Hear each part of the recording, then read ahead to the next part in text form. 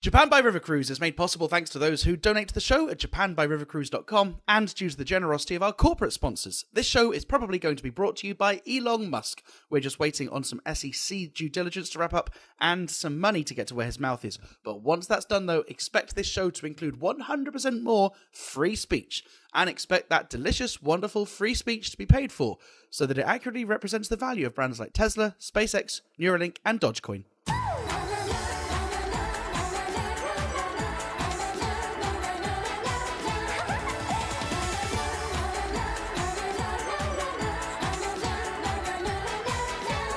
Hello, Brian, and welcome back to Japan by River Cruise. I said that like I was surprised that there's a show. I'm Bobby Judo. Join the club. I'm Ollie Horn. Nice to be back. And joining us on the show is Michelle Yehi Lee, Washington Post bureau chief for Tokyo and Seoul, president of the Asian American Journalists Association, and the only person ever to successfully complete the Seoul to Tokyo Ferryboat Association's 1,000 PCR test challenge. Michelle, congratulations and thank you for joining us. Thank you so much. Thanks for having me. On today's show, Biden's meetings in other parts of Asia. What do they mean for Japan? Also, Biden's time in Japan provides us with the perfect opportunity to ask Michelle the important questions like, is making train jokes about Joe Biden still a thing? And Japan reopens its borders to small groups of tourists and then immediately has to quarantine a COVID infection. Does this mean we're about to see an experiment get abandoned quicker than that time my wife got curious about pegging? All of that coming up as part of our extra long format. Plus, Ollie's got this time's River Cruise recommendation. Ollie? Maybe it was the extra long format that prevented the experiment going well. Yes, Bobby. In River Cruise innovation news, to accommodate the trickling of tourists entering the country, an enterprising cruise liner in Osaka has made a modification to one of its medium-sized fleet. Going from the press release that I've got in front of me, it seems that the Japanese passengers are likely to continue to ride the River Cruise boat as normal, and foreign tourists will be invited to ride one of the 8 moving Ferris wheel carriages that have been attached to the left side of the vessel. The technology is still in its infancy, and since looking at these early press shots and videos, I can see that passengers have been issued with oxygen tanks to help with the parts of the trip where their cabin is submerged underwater.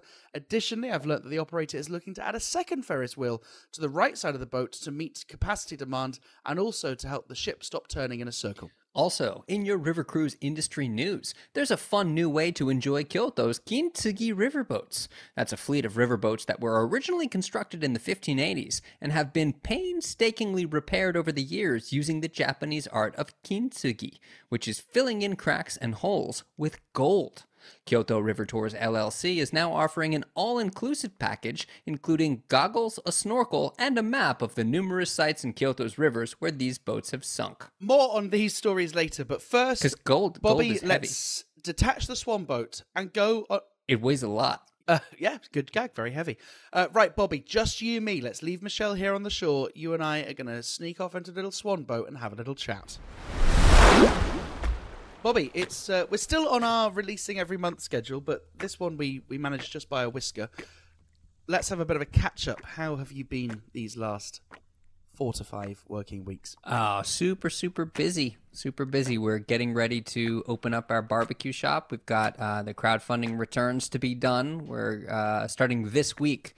We'll be sending out sauces and spices. I've done a couple of pre-events, and I'm working really hard to kind of put together the barbecue shop. I've been painting and constructing a deck, and actually so I was out. I saw the Instagram post. This is hilarious. I was really proud of myself, working really hard. I had my gear on, I had my goggles on, and I was working with like a paint sprayer, and I was spray painting the roof, like climbing up through the rafters. And my wife came out and she said, "Oh, you're working really hard, huh?" And I said, "Yeah." And she said, "Can I take a picture and put it up on Instagram?" And I said, "Yeah, sure." And then I looked at the pictures that she put up, and she'd captioned them with "cosplay mitai" and "Happy Halloween," which is basically like, look at this asshole playing dress up. Yeah. But well, to be honest, it did look like that, because you like the suit looked like it was like deliberately covered in paint. That was not so deliberate. on there. That just happened. So you're doing all your own handiwork? No. We've got contractors who are helping a lot, but our budget for the restaurant is significantly less, which is not a dig at the crowdfunding supporters. was significantly less to do the actual renovations of the shop. I think it's a dig at the people that didn't support. Yeah, could have been better. So what we're doing is we have contractors doing kind of the base work, and then the stuff that like is a little bit more time consuming, they show us how to do it and leave the stuff, and then we're doing it ourselves. That sounds like a recipe for disaster. Yeah. Luckily, it's not the part we have to live in. Right. It's just where your paying guests are going to be are going to be based. It's just where we'll be preparing food for people to eat. Have you got like you were telling me that you've already got your smokers as well? Grills, yeah. So I've got so they're in transit right now, but we bought 6 big lidded American style gas grills, charcoal grills. We bought 1 big gas grill. We bought another huge kind of like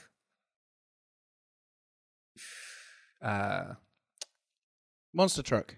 No, but like a monster sized charcoal grill. So we've all told we've got like 8 grills. We went to a shop and bought all of our tables and benches and chairs.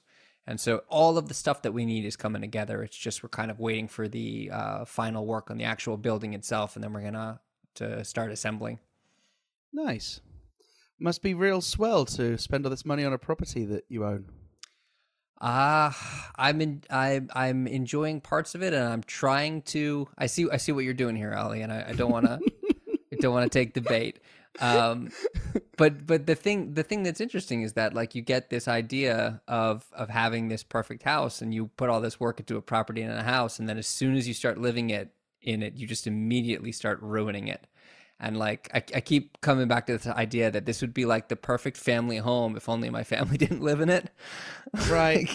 Yeah. I mean, your girls are how old now? 6? They're almost 7, and Yeah. I go, guys, just stop. Okay, stop jumping on the couches. And they go, okay.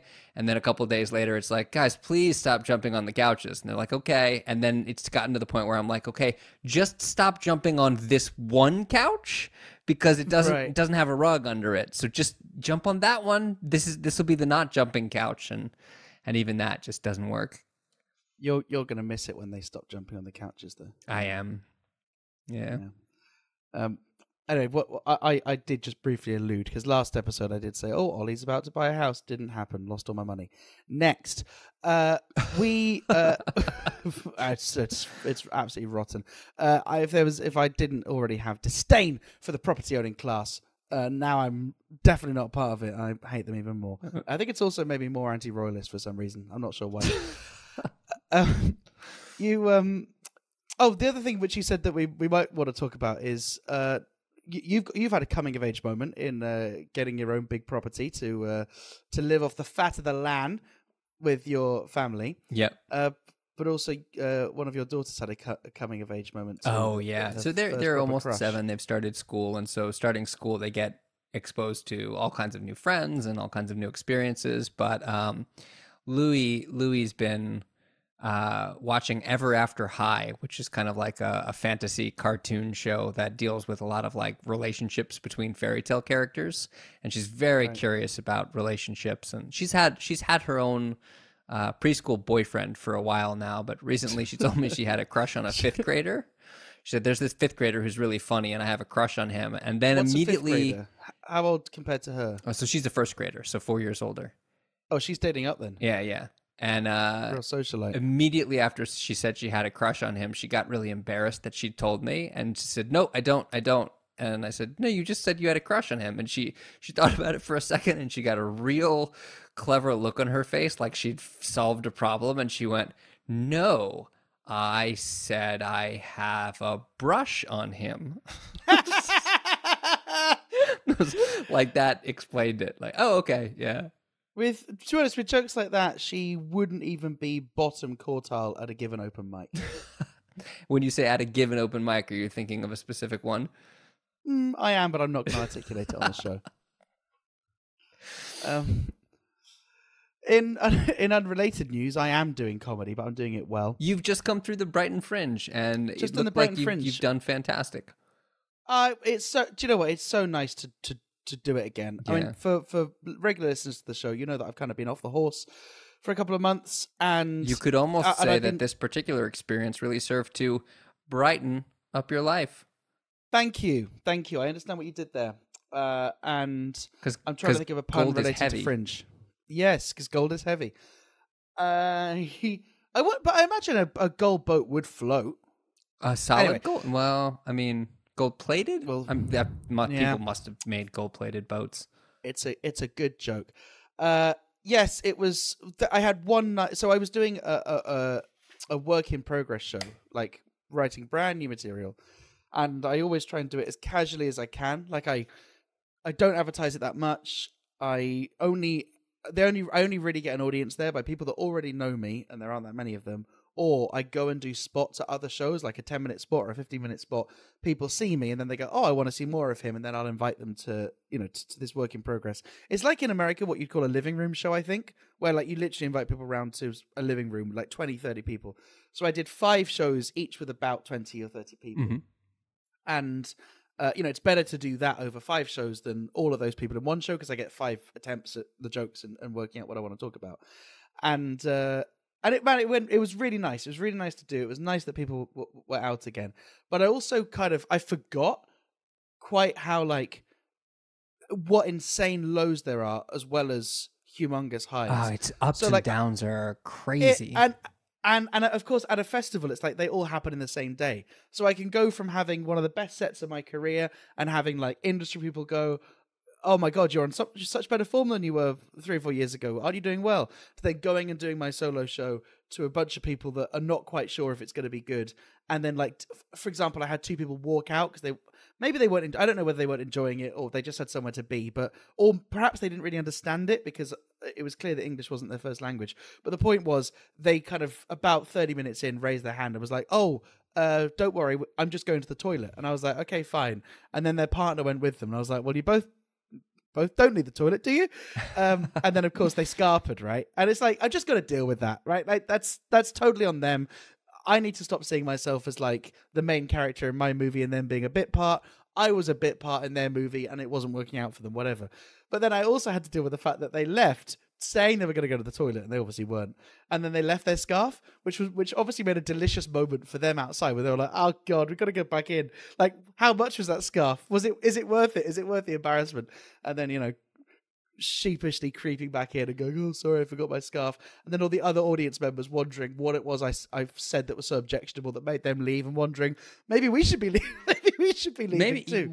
So you're making all these assumptions. I mean, had you considered the fact that maybe there's a possibility that they were so horny because of your show that they felt compelled to take a dual trip to the restroom? Well, they definitely didn't go to the bathroom. They left straight through the exit. The only explanation, the only positive thing is that they'd had enough comedy. They thought 30 minutes of comedy this good satisfies us. Any more would be a waste. That we don't want the cup overfilling. Maybe that's the positive reading. There could anyway, be. I mean, honestly, man, there could be a million reasons. I mean, it doesn't have to be that they didn't enjoy your comedy. Well, yeah, and the assumption that they're anti-Ollie. Somebody very, very cool recently reminded me of something which is very true, which is that people are not against you; they're just for themselves. And maybe one of their children got sick, or maybe they got a message from the babysitter, or maybe they got hungry. Maybe it could they be didn't anything. like my comedy. I know. You shouldn't take it to heart. And if there was 100 people in the room, I wouldn't notice, would I? But anyway, Yeah, you would. Yes, you would. If I was a 1,000-seater, I'd notice. That is true. Yeah. Anyway, if there's anyone listening to this show that went to that, thanks very much for popping along. It seems like I've got a bit of a shape of a show, and I'm also then now gearing up for the Edinburgh Fringe Festival happening this August. I'm sure I'll talk more about that next I'm episode. so jealous. Everybody's doing shows again, and even in Japan, the Tokyo scene has opened back up. They've got a dedicated comedy venue. Roast Battle's kicking off again. Your Hood's a Joke came through. Our friend Yuki is doing these amazing shows. There's all of these opportunities and people all across my social media feeds that are going back up, and it's just been off my radar for so long that I'm experiencing real serious envy about people getting up. Stand up is really cathartic. It's as I've recently started doing therapy, right? Which I'm, by the way, absolutely killing. I'm doing so well. I win like most of them. You know, in therapy, I hear you're supposed to go for 6 laughs a minute. Yeah. If you're not getting 6 like laughs a minute from your therapist. And and also what's interesting is it's kind of I have to pay her, which is very similar to my Edinburgh Fringe experiences for the first 3 or 4 years. But I do think there's a lot of similarities between what you do when you're writing jokes about yourself and what a therapist expects you to do, which is like rationalize every presumption that you're making and, you know, working out whether something is logically consistent just in the framework that you're discussing it or whether that's always true. And, you know, I've said this before on the podcast before, that anyone that has some kind of hobby where you get a sense of flow, you know, where like you can't, once you've started, it's like a steam train. You know, you just have to continue. Boat. A boat. Sorry. Like, God. Once you started, it's like a rubbing boat. We're out of practice. Actually, I really am off the horse. Off the boat.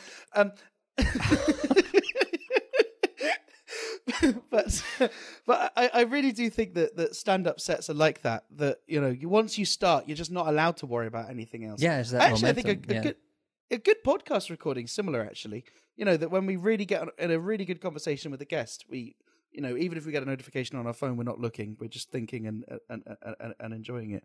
Here's some behind the scenes how the sausage gets made. I'm only okay with you having said that because we've already recorded this week's conversation with the guest, and it was great. Yeah, exactly. Yeah. Actually, well, it is a good conversation. Should we jump right into it? Is there anything else we need to catch up on? Coffees. Yes, of course. Gratitude. How very wrong of me. Do you want to read them out? Yeah, sure. So we had Heaven Chai joined as a member and then instantly canceled the membership. I think they figured that's fine. It's the timing. It was the right move. Well, no, it might just be that they don't want it to recur, which is also absolutely fair enough. Mr. Joe Blackwood bought us 2 coffees. Thank you, Mr. Joe Blackwood. The message we got from them says, "The void which your absence left in my weekly content consumption routine was such that I stopped listening to podcasts altogether." This is what we want, right? Like, this is, if you're not listening to us, we also want you to not be listening to anyone else. Yeah, we want to define the genre. If we're not entertaining you, we don't want you to be entertained. We hope you notice when this one comes online, and we hope you check it out. They also said that that it's nice that we're kind of renewing our vision for the show, and I think that's true for us too. That it's, you know, we had that, you know, 30-minute format, and we're trying to play around and do different things. Do let us know whether you're liking this longer form stuff. Let us know what you want to hear more of, what you want to hear less of, because I think we're getting back into that mentality of, you know, the podcast can be whatever we want it to be. There are no rules. We don't even need to release a goddamn episode. So yeah, please, you don't even have to accompany your feedback with a coffee. Just drop us a line by clicking the fax button on japanbyrivercruise.com or send us a tweet. We would be genuinely interested to hear your feedback. We've had such an amazing arc. We really have. We've gone from producing a weekly episode with no listeners to having lots of listeners and producing no episodes. When you put it like that, it just sounds absurd. But you're right. We spent months and months and months churning out a really, really heavily edited episode to, frankly, fewer people than would like to a living room show, basically.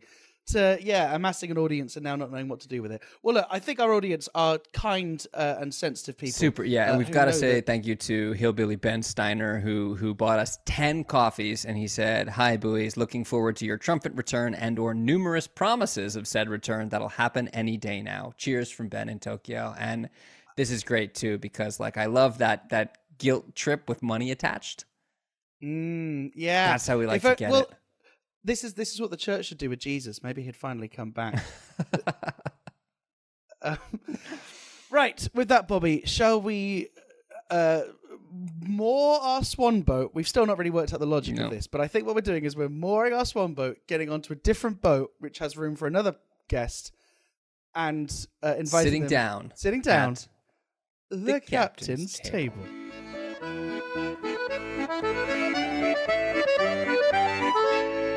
Ahoy! Michelle, thank you very much for joining us at the captain's table. Have you had a nice trip so far? Wonderful trip. Very good. Let's go ahead and jump right into the news. So Joe Biden has had huge meetings with pretty much all of the major players in Asia. But let's go ahead and start with the most important one. Michelle, what policy changes do you think will result from Biden's summit with BTS? You mean the closed door summit that we don't have access to?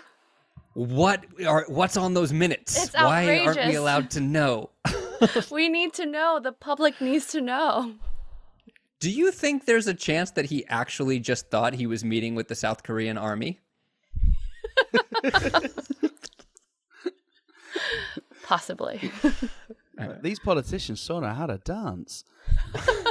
So run us through Joe Biden's his tour through Asia, which you were there for a lot of, right? Yeah, I was there in Korea and then followed him back to Japan, and did the Japan meeting, the Quad meeting, and yeah, he had a pretty busy 5 days. He landed in Korea, immediately went to the Samsung plant and had a speech with.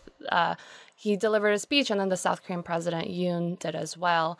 And then after a few days, he made it out here to Japan, had a bilat with Kishida, and then had the Quad meeting, and then went right back to the U.S. Wow. It's weird that he went back to the U.S. and then met with BTS. You think he could have done it over here? Just to set a little bit more context, right? This isn't like a kind of a make-the-wish, final farewell to an old man trip. There are some American strategic objectives, presumably, that compelled Biden to make this trip. Oh, real quick, this is an item that I think Ali is about to broach. This is one that Ali put on the agenda. You should know this about Ali, he always finds a way to talk about Apple products. And I think he wants to talk about this new one, which is called the iPef. I don't know if you're up on this at all, Michelle, but how does Joe Biden's Asia tour tie in with the rollout of the iPef? And what does the iPef do? Oh, man. Okay. So Biden really, the administration said that it wants to show that it's still focused on Asia, that even though it has been focused on Ukraine, because it has had to be, that it really wants to show its presence out in East Asia and show that it has a plan for countering China. It's almost 2 years into the presidency, so it is time for him to make this trip out here and try to, meet with these leaders. And one of those aspects of showing that the U.S. has a plan is to do this rollout of the IPEF, which is the Indo-Pacific Economic Framework. Don't call it a comeback of the TPP. Yeah, so I think there's a lot of residual resentment in Japan from the U.S. backing out of the TPP, right? Yeah, I mean, it's been really interesting the past few months just asking around about what's been the impact of the U.S. leaving TPP and then having to start the CPTPP. And there are, some concrete issues like, market access from especially like Southeast Asian countries. But it really seems like from Japan's perspective, they feel burned.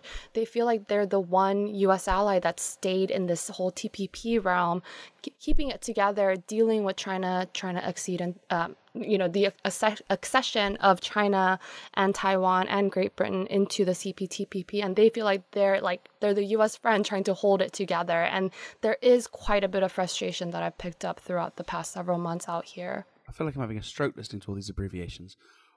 What was the foreign policy objective with the TPP?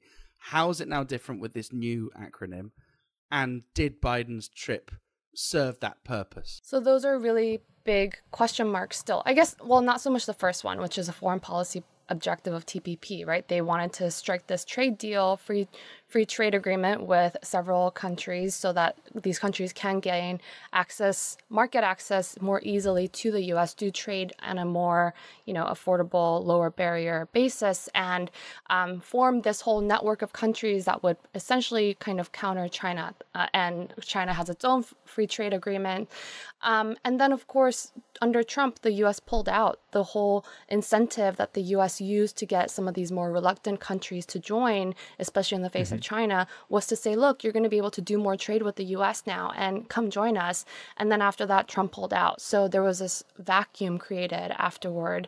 And what the Biden team is now doing is coming up with this whole new plan to say, look, we are past trade agreements now. It was way too complicated.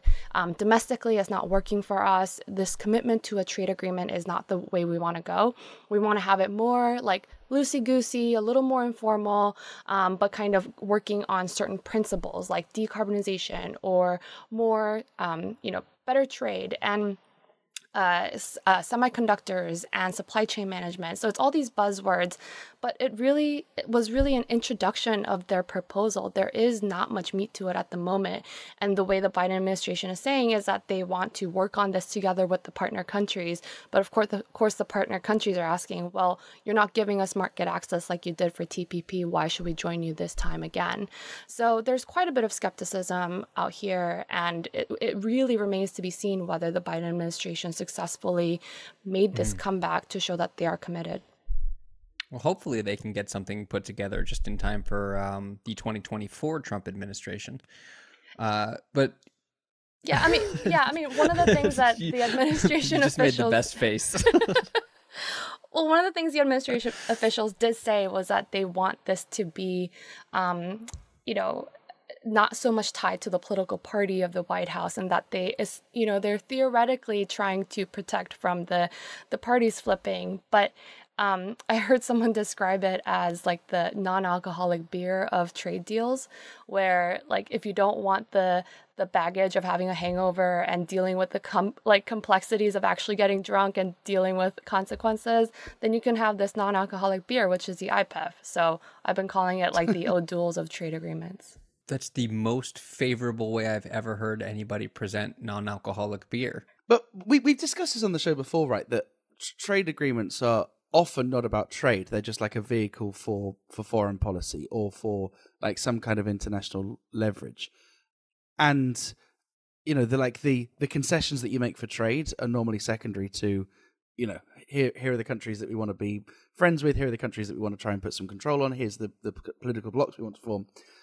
So it seems that that's still like the trajectory, but something which seems to have happened in the last 4 or 5 years is this concept of America's relationship with Asia seems to have kind of dissipated, because there is no such thing as Asia anymore, right? We've got the fact that Taiwan, there was all those problems with Trump recognizing Taiwan.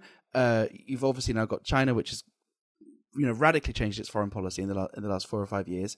And become a little bit more independent-minded. Is there still something special about Japan within Asia? This is a topic that's come up a lot on this podcast, that Japan has always been seen to be the slightly more American-facing and slightly more Asian but not Asian country. Is among all the countries which Biden has visited, has it got some kind of special importance, or are those days over too? Well, Japan is the U.S.'s biggest ally out here. They're supposed to be the most dependable ally and one that it could actually, work with most closely. And that's, the whole idea of the Biden administration is really to try to strengthen alliances throughout the region, use these many different relationships with different countries to try to put up a counter to China. I just don't know whether the many countries out here are really prepared to do the same, because since the last time, since the last time he was in the White House as vice president, a lot has changed. Many of these countries have become even more dependent on China, even more economically intertwined. And Japan, clearly welcomes the U.S., showing that it cares and wants to emphasize alliances, still has to think about whether the U.S. is an actually dependable ally, whether a change in the White House is going to change those things again, and B, like the actual economic consequences of trying to join things like IPEF and, moving forward with Quad and all of that. So Ali brought up the notion of kind of like contrasting with how the Trump administration made comments about Taiwan or made comments about Asia. I think one interesting aspect for me is this idea that Trump said so much shit that there was no commitment attached to it. He said just whatever, and then there was no need to either try to follow up or walk it back. He said whatever he said at the moment, and nobody put any stock in it. But Biden on this most recent tour made that comment in Taiwan that everybody said was a show of commitment to militarily protecting Taiwan in the face of Chinese aggression. And then Japan reacted by saying, well, that's going to drag us in. If the U.S. is going to commit to protecting Taiwan militarily, then we're going to get involved too. Was this one of those Joe Biden gaffes that he gets pinned with a lot, or was this something I don't know, was it something that he said in the moment, or was it something that reflects policy? So Biden has said this for the third time now, right? So if it really were a gaffe, if it were a mistake, then he's surely been making the exact same mistake in the exact same way 3 times and walked it back the exact same way 3 times. Peter Baker from the New York Times had a good piece on this, and he asked, he said, maybe Biden wasn't going off script after all. Maybe he just doesn't care much for the script, and he actually thinks something else and wants something else to happen. And the actual, vehicle of the U.S. government is not yet ready to move that way where Biden wants to be. And after the White House walked that statement back after the press conference, many of us were reminded of the way the Trump White House would work, which is that Trump would say things and then the White House would walk it immediately back. And then the question is, who's making policy, whose opinions and whose decisions are driving this issue? And he must have known, President Biden is a very experienced guy in this whole field, and he must have known that coming out here and saying something like that would carry a big weight, would matter a lot to specifically Japan. He was standing right there with the Prime Minister Kishida. So he must have known. So why did he say it? I think that's what we're all trying to figure out. Is this an actual policy change? The White House yet is not willing to or ready to say that it is. So I'm wondering, is there any way that this might be kind of inspired by our reaction to what's happening with Ukraine and Russia? Kind of in the United States' inability to actually take any military action to intervene on behalf of the Ukraine, and maybe frustration there, or Biden wanting to make it clear that the feeling that he has is that, when a larger aggressor makes moves on a smaller country, that he would want to be able to intervene. Yeah, you saw sort of a similar situation with Biden several weeks ago, right, on Russia, when he said that Putin should be removed. And then the White House then responded and said, this is actually not a change of U.S. policy, but how else could you read what the president said? And there does seem to be this bit of push and pull. Maybe it is the frustration of the president feeling like the U.S. should and could do more. I'm not sure. I can't read his mind, but, I think it does kind of throw a wrench into a lot of these questions that we may not expect from the Biden administration, because they're supposed to be the foreign policy experts. Although we're kind of talking about this in the abstract, do you think if it happened today that Taiwan got invaded, that Biden would be able to mobilize troops? I don't know. I don't know if I can answer that. That is quite hypothetical. As of what the president is saying now, he's saying there is no change in U.S. policy. Like, he himself walked it back the next day. So I think what we first need to do is figure out exactly where the U.S. stands on this, where the president stands on this, and where the White House is willing to actually, put substance to what is being said, and then go from there. Let me follow up with another hypothetical. If Canada were to nuke Tanzania, what do you... I can't do hypothetical. I don't know if it is a hypothetical, though, because China's just like Russia was saying for years, yeah, we want, they weren't, for the longest time they weren't saying all of Ukraine, but there was lots of that talk. But basically, Russia was basically saying, hey, look, we're going to invade, we've got tanks on the border, and everyone was like, no, you're not. China has made it very clear that they don't even consider Taiwan to be a separate country, right? All the signs are there, and the moment the invasion happens, which I think it inevitably will, right? Taiwan's not getting any stronger, or not going to be allowed to get any stronger, and China is only empowered by the international community sitting on the fence, and I think China will feel empowered by what's happened in Ukraine. Yeah, one of the theories is that maybe putting this sort of statement out by the president does deter China even more, because it shows that maybe the president wants to be more aggressive. And how much more strategically ambiguous can you get than that, which is we don't know exactly what Biden is thinking, what the U.S. is going to do. So maybe, how does that actually change things?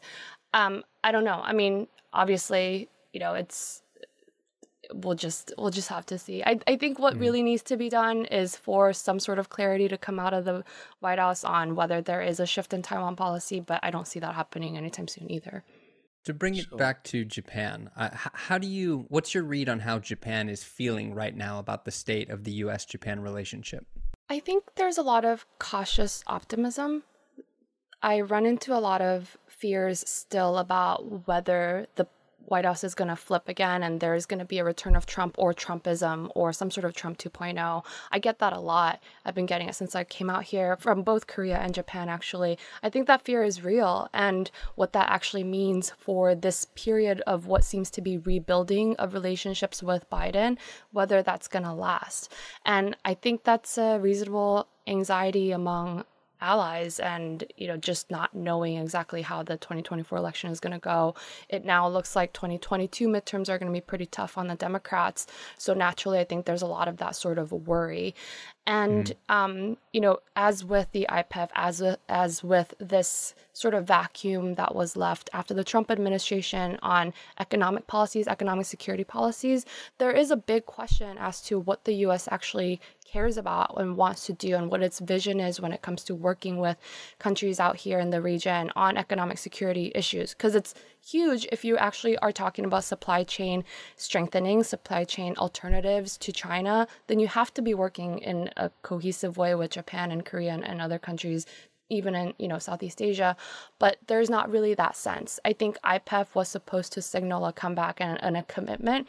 I don't know that it's worked. So when I think about the way the US-Japan alliance is going after Trump years especially, I feel a lot of, and I hear a lot of cautious optimism from Japan's standpoint, that they're glad to see at least rhetorically the US is back.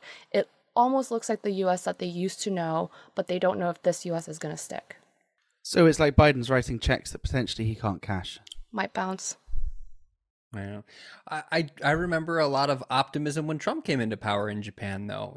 They had the sense that he was going to take a hard line on China and that he was going to stand up to North Korea, and there were all of these optimistic feelings and sentiment that was expressed when he first came into power. Yeah, and actually that sense of being strong on China has now crossed both parties, right? After Trump, even the Dems have come around on, we got to stand up to China. And there was a lot of, people did welcome it out here from Japan that when Biden came back when Biden became president, and even Democrats in Congress were saying that we need to be tougher on China. I talked to many Japanese officials who were saying, okay, well, we're good to see, we like seeing that this rhetoric has stuck and it hasn't left after Trump. But again, I think they also just expect more substance from this White House.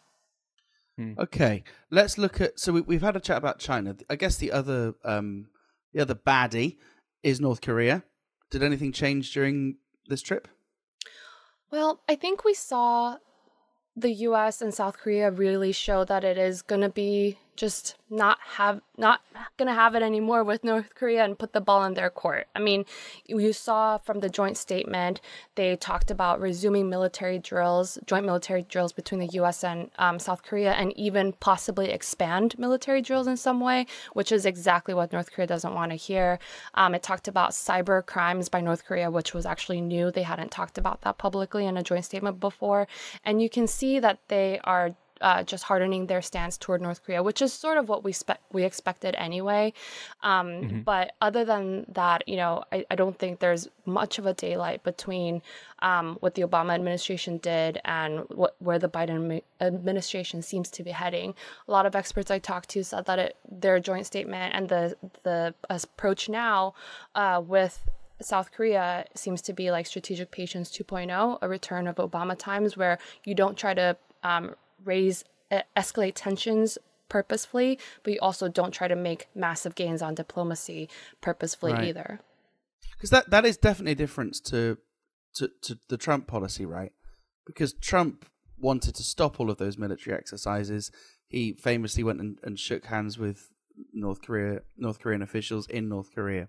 Yeah, and President Biden, when he was asked if he has a message to Kim Jong-un, he said, "Hello, period." And I think that's Yeah. pretty much all you needed to know of where we're headed. We're no longer going to have these love letters. We're at hello, period. And that's the idea of not going out of your way to purposely escalate tensions is like, it's like one of those, how do you respond to somebody who clearly just wants attention and will do anything to escalate to get it, is you don't give it to them. You force them to seek that attention in a different way.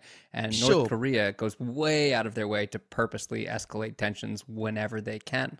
But that is going to happen, though. I mean, this does seem like for what it's worth, I think Trump might have got it right with North Korea, because ultimately we are just a generation away from them having nukes. And so this seems like a bit of tin can kicking policy, that like we're saying no dialogue, but they will force dialogue the moment there's a credible nuclear missile, right? Right, and they are now showing all the signs that they're about to conduct their 7th nuclear test. So the weapons program it's growing. Their nuclear capabilities are growing and have been for a long time, regardless of what the U.S. policy has been. And Ollie, to your point, there are Democrats who work in the North Korea space who still think that Trump did something right, and that was his approach to North Korea, which was just something different. It wasn't the best thing. It was some top smart down. people agree with me. I still do hear that from a lot of Democrats in the North Korea space. So speaking of the testing that North Korea is doing, let's talk about PCR testing.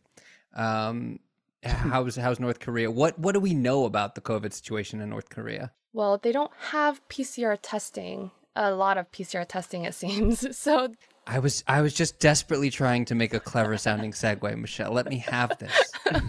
let me have it. No, I'm just gonna whack it away. They so COVID, North Korea. It was like 3 weeks ago that they declared that they had their first positive COVID case, which most people don't believe is true. That we have heard like some outbreaks, like kind of in the border region. You know, there's some news still coming out of that region, and people have had COVID-like symptoms. But North Korea said that it's now, had this public health crisis because it had its first positive cases of Omicron variant BA2. And then after that, they had like tens of thousands and hundreds of thousands of cases of fever, quote unquote fever, which is as best as they could test what could be COVID. So what we've been saying is this is suspected COVID. And it looks like they have had as many as 2 million cases, but they're suspected because they're still calling it fever. But what we do know is that it's not really great news for North Korea. Their healthcare system is quite poor. The access to medication is very bad. I talked to some defectors recently who talked about how the hospitals that they used to go to don't have reliable running water, don't have reliable electricity. So how could you actually expect them to be treating these potential COVID cases in a good way? And also North Korea is one of 2 countries in the world that does not have a vaccine program right now. So most of the population is not vaccinated against COVID. 3 questions. One, what's the other one? Eritrea. Okay. Is that a country I know? Oh, that's hilarious. I was looking into tax exemption status, and as an American who has to pay his taxes, even though he doesn't reside in America, the only other country that doesn't have a residency exemption is also Eritrea. Oh, wow. Very interesting. All right, that was the first question. I think I had 3. The second question is there like any humanitarian response from the rest of the world? Like all these poor people having South COVID? Korea offered. So Did they? South Korea has offered COVAX, which is the UN-connected vaccine program that helps poor countries, has offered millions of doses to North Korea of vaccines, but North Korea has rejected them. The U.S. has said it's offered some help. We're not exactly clear whether it was direct or indirect through COVAX. North Korea has not responded. I mean, at this point, it's probably going to be China that they would be more open to. But they've actually kicked out all humanitarian workers out of the country. There are no foreigners, very, very few foreigners left in North Korea anymore because of the border lockdown. So even humanitarian groups, even the UN groups can't get in. So they are not officially accepting any outside help at the moment. Wow, okay. And then third question, how dangerous is this for the rest of the world? I know you're not a virologist, but, we can all have a good guess. Is this a breeding ground for a potentially really deadly form of COVID that then seeps back out into the rest of Asia and we start this whole sorry process again? Another marriage. So that was a callback to the extras, which I encourage you to listen. When you, Marriage number 2. exactly. Well, the WHO says that when there's an outbreak in any population that is unvaccinated, we do risk some emergence of a new variant. But it is curious whether it's going to happen from North Korea, because North Korea can lock its people down very effectively, and it can shutter the borders. It can tell people to just stay home and never come out, even if you starve to death. That's pretty much what they've been doing. And so there is a chance that they could actually contain this within North Korea. It does not actually make its way out because of the border movement between North Korea and China has been just so shut. Like, people can't leave North Korea really anymore. The number of defectors coming out of North Korea has plummeted in the past couple of years under COVID. So there is a chance that North Korea can actually shut this thing down without it leaving the borders. But of course, And the then WHO when is they going to develop a super refined, super deadly North Korean strain, they'll strap that to the front of a long-range missile and send it our way. an ICBM. Well, the final point I'll make is that North Korea actually has a relatively young population. I believe the median age is something like 30 or 32. So the population of the elderly who are the most vulnerable, it's not as big as other countries. So it could be that a lot of these people have fever and then they overcome it and they can go back to work within the next, who knows how long. What's the average lifespan in North Korea? Do we know? I'm not exactly sure. Oh, I was wondering why the population was lower. Is it just I believe it's tied to lifespan, yeah. To life expectancy, yeah. Yeah. But I don't know the exact age, but life expectancy definitely is. So I'm middle-aged in North Korea. Sorry. Nothing to apologize for. 30 and thriving. Right, so on the note of thriving, can we try and end on a positive note then? What's the best case scenario? Let's say that we don't have a mad president in the White House next time. Let's say that Asia remains fairly politically stable. What's the best case scenario? For whom? Well, me, ideally. Can we? Well, the best case scenario for you, Ali, if you want to end on a positive note, is that Japan is attempting to reopen its borders to tourism. You could right. get in on one of the select tourist groups. And that would be really funny, right? If the only way that we can do a Japan by River cruise live is if I'm on a tour bus in Kyoto, then sneak off. Did you see that Michelle, Thai tour got shut down today? Yeah, I was going to ask you about this.